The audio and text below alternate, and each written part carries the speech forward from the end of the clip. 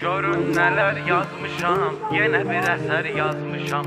Bu xalqın taleyindən, dərdindən, gileyindən edim sizlərə söhbət, belə olubdu bu dəhşət. 88-ci il aranı qaxdılar qəfil, köhnə ədavətilə, Rusun siyasətilə.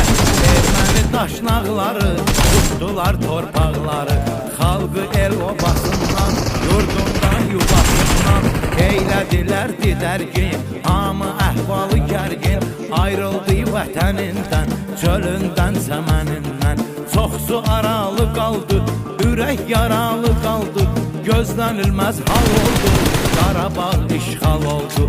Gəldi 90-cı il, soyuq qarlı bir fəsil, Qarbaçovun fitvası, SSR imperiyası, Rus hərbi maşınları, o Sovet qoşunları, dinc əhalinin